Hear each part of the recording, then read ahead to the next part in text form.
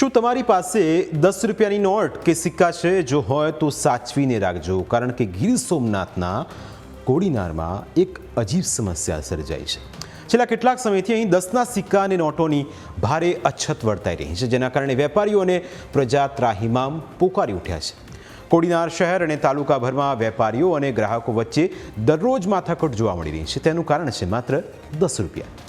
છૂટા પૈસાની અછત એટલી હદે વકરી છે કે નાનામાં નાના વેપારીને વેપાર કરવો મુશ્કેલ બન્યો છે। ગ્રાહકો પાસે 10ની નોટ નથી અને વેપારી પાસે પાછા આપવા સિક્કા નથી। 10ની નોટ માટે અહીં ભારે મારામારી છે। 10ની નોટ કોડીનારમાંથી જાણે ગાયબ થઈ ગઈ હોય તેવી સ્થિતિ ઊભી થઈ છે।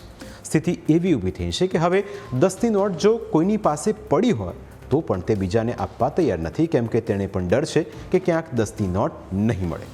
જો કે 10ની નોટ ન મળવાના કારણે વેપારીઓને કેવી મુશ્કેલીનો સામનો કરવો પડી રહ્યો છે તે સાંભળો।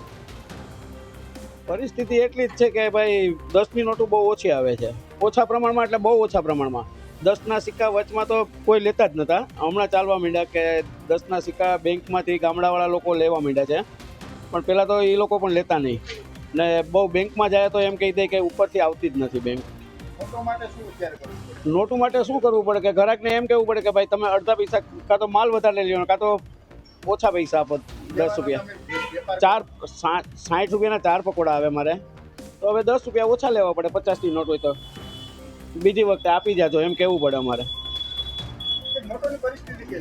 પરિસ્થિતિ ગમે ત્યાં જાઓ ગામમાં નોટોની જ રાડ છે કે ભાઈ નોટો નથી મળતી, એટલે વેપારીઓને ત્રાહિમામ થઈ ગયા છે અત્યારે।